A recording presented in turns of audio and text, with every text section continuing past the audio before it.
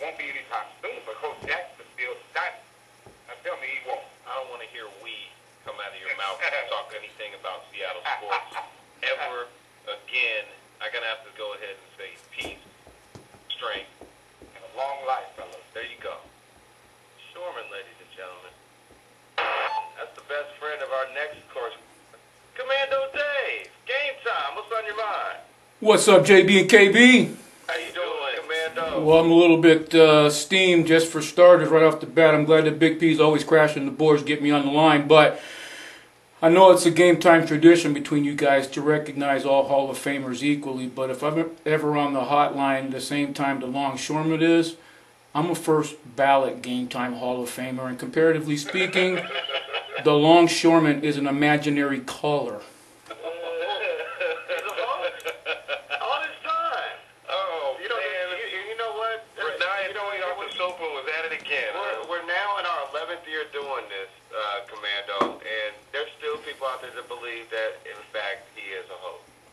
Exactly, man. Before I get off base, even though I will come quickly back, let me give a quick shout out to the memory and legacy of Leroy Sugarfoot Bonner of the Ohio Players. Rest in peace. Yes, sir. And while I'm on the subject of sweet, sticky things that can turn into a love roller coaster and crash into fire, this double T thing, TT if you will, more like boo-boo, but the Teo Tuiasosopo thing started at Notre Dame. And the jokes are reverberating out to the University of Washington. And now that Renaya Tuiasosopo has appeared on Dr. Phil, billed and voice verified as the man behind the Manti Te'o girlfriend hoax, isn't it time to stop saying imaginary girlfriend and more appropriate to say imaginary girlfriend, wannabe boyfriend representing the T in LGBT and besmirching the good name of a Husky quarterback legend? Wow. Let's not to forget a Seahawk. Yeah, not to forget the best, arguably the most notarized and I would just name and Polynesian American Samoa sports. Thank you. This is what happened when you give RuPaul his own television show. After that, everybody loves Medea. But, hey, look, moving... Oh, God. Hey, that's what happens when... I think this is what happens when you give me enough time to think of this stuff when I'm on hold listening to longshoreman. It's a bizarre start to 2013. Hey, moving on to the Super Bowl. Hurricane Katrina, the ugly bee that she was, hit New Orleans and the Gulf Coast with the disastrous force on August 30th, 2008. And 2,714 days later, New Orleans is hosting the Super Bowl. And here we are at the end of the line of the 2012 season, and I just think it's just great for the city of New Orleans, first and foremost. Absolutely. Absolutely. And boy, can they put on a Super Bowl party like no other. Yeah, they're the best. Yeah, that's what I hear. This is it. What's funny is that the 10th start for Kaepernick coincides with the 10th Super Bowl there in New Orleans. And let's just be honest with it. Look, aren't the most memorable Super Bowls that we can think of in New Orleans? Yep. It seemed to be. Mm-hmm. The thing that I would change about the New Orleans venue is I would love to see the Super Bowl played on grass, but hey, I can't have everything, right? I can't have my cake and eat it too. You know what, KB? I think that grass is going to be extinct in NFL here in the next couple of years. It might be, but as a football traditionalist like myself, I love seeing that game. When it's played down in Miami or Rose Bowl. Or even in Arizona where they have natural grass, even though it is indoors, it's still natural grass. But to be honest with you, if I were the NFL, I would have the Super Bowl venue change every other year. But on all even years, it's in New Orleans. That's just me. No, that's not a bad idea. I have heard that they do a great job hosting it down there, and it's just everything centrally located and whatnot. And Before I get too far into the game, let me quickly address KB's nonsense. I got nonsense? Yeah, as you correctly stated, JB, Janet Jackson was the sexiest halftime performer of all time. Thank you, sir. Thank you very much. Beyonce wish she could get You got to take for that help, too, don't you? No, you don't. You take Joe and Catherine. No. And the good Lord above. Thank you, that's it. Okay. And, you know, as I mentioned when the playoffs started, you guys, this is the 50th anniversary of the Hitchcocks, the Birds. And I thought it would be a Bird Super Bowl with the Ravens and the Seahawks, but of course the Falcons pecked out the eyes of the Seahawks fans in 12 seconds flat.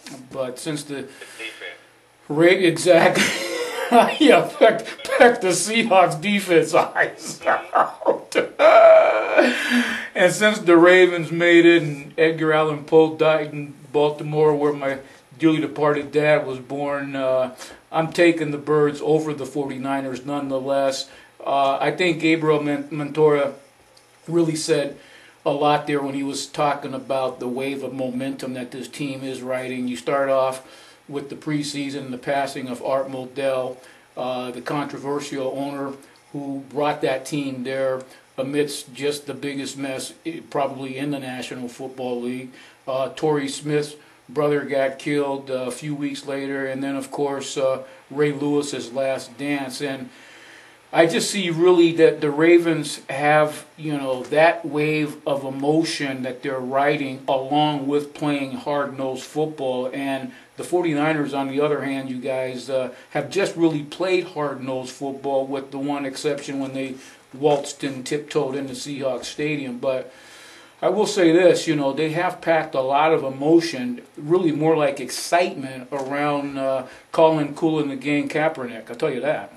Yeah, they have. And if there's a defense that can solve him and solve that up, I mean, because you know there's a lot of intricacies with their run game, and I really love that. Mm-hmm. You know, as far as Jim Harbaugh, and I know that's probably an oxymoronic thing to say, but I think that there's definitely going to be, there's been some grand scheming, if you will, as far as on the part of that defensive staff, and of course with Ray Lewis. I really think that they're going to neutralize him. They're going to force him to, of course, there's not going to be any read and a read option, because they're going to have T-Sizzle basically sit there, force him to give it to Frank Gore, and you're going to have behind Haloti Ngata, Ray Lewis go ahead and rack up maybe 15 more tackles like he's done in the 3 previous postseason games. Right.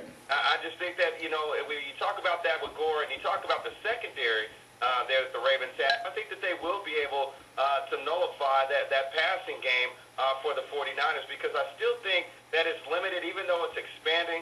I think that it's limited. The one thing that scares me, but not too much, because I think that the Ravens have the personnel to definitely neutralize Vernon Davis. That's the one thing that definitely might make me a little bit nervous, is the fact that Colin Kaepernick has finally found Vernon Davis. Didn't do it his 8 previous starts. No, that's good. You're right about that. Okay, man. You know, one of the things I think you could argue that the past 5 maybe Super Bowls, I don't know, maybe going back even further, maybe even going back to when the Seahawks were, a lot of those Super Bowls were won by the team that wasn't necessarily expected to win. Right. You go back to all the way to when Pittsburgh played Seattle. I think a lot. You're talking about a 9-7 Pittsburgh team. I think what they were going into into those playoffs against a 13-3 Seattle team. A lot of people, they were 10-6, whatever. Still, they were the underdog. They were able to win. You go back to now, of course, Indianapolis was a favorite over Chicago, but I believe Pittsburgh was favored over Green Bay at the time when they won. You're skipping over, of course. Oh yeah, Pittsburgh and all. You're skipping over the Giants beating the Patriots. Yeah, Giants. Well, I was going to get there. I was going to get to that. Both times when the Giants beat the Patriots, they were the underdog. Right. And so I'm thinking, the better team right now on paper might be the San Francisco 49ers. But like I said, how often has Super Bowl gone by way of what's looked at on paper? And so that's why one of the things is you just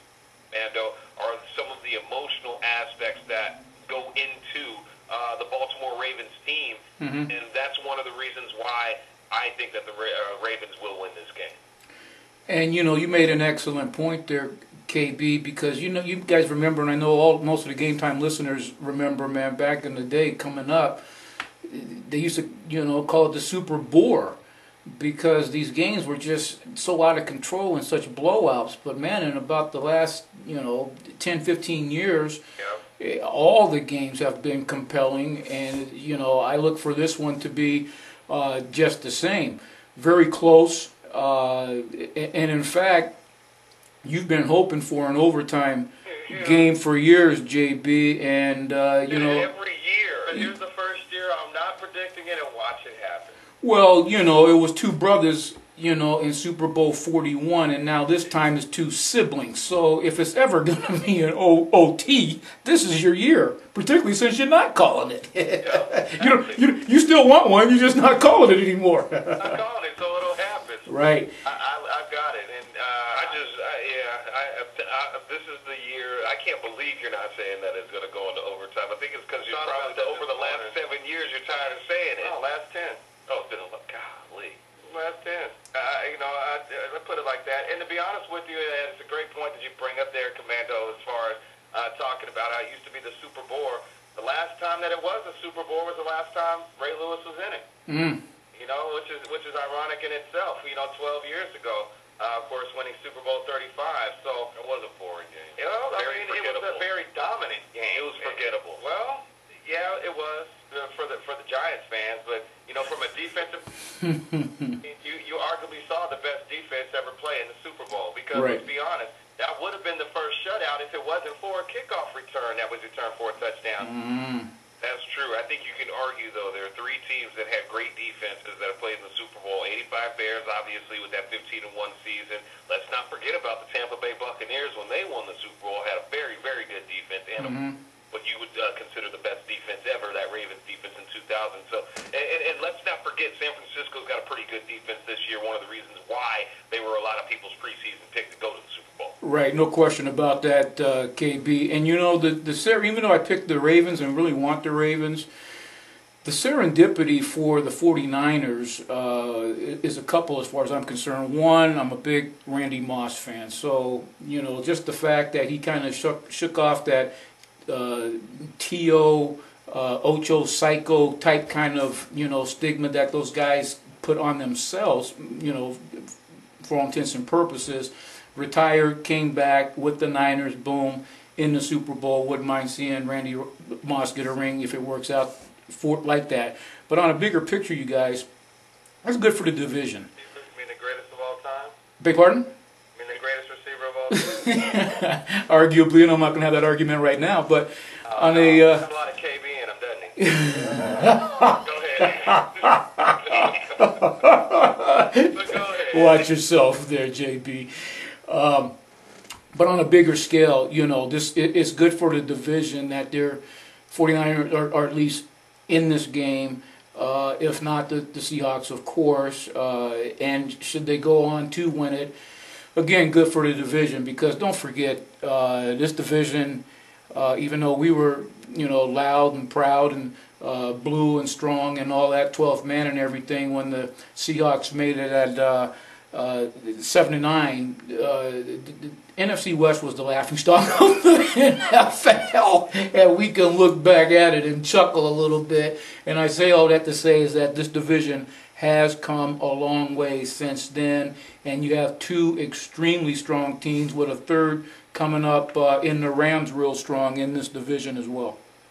When was the last time the Rams played in the Super Bowl? Was that 2001, 2002, exactly. So you look at it in the last 11 years, the last time every team from this division has played in the Super Bowl. In the Superdome. And so you can't necessarily say that about the NFC East. I don't think you could say that about the NFC North. I don't think you can say that about the NFC South. Yeah. Every team in the division, in this division, in the last 11 years has been to a Super Bowl. So, yeah, you could call us the laughing stock of the league when we had a 7-9 get a home playoff game, which they won, by the way. But there's no denying the accomplishment that have come out of the West.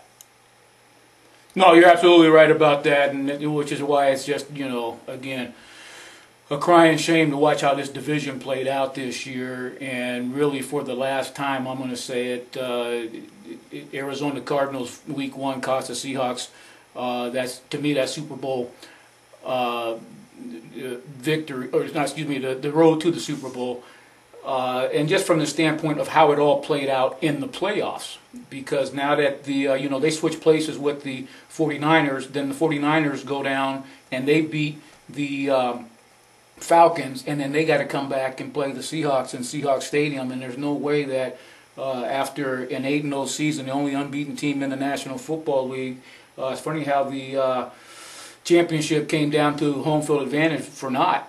But it was a 7-1 team and a 6-2 team that both lost at home. When you're running that road to the Super Bowl through Seattle, a team that's unbeaten at home, just too bad that they let that get away from them. I'm telling you that. Absolutely. Great, of course, comments there. Hey, Commando, we need an official prediction and score, brother. Oh man, official prediction is going to be the Ravens in overtime. With a walk-off touchdown pass, 27-20, with your MVP Joe Flacco. Wow, that would be 27-21. Yeah, because I don't think they kicked the extra point.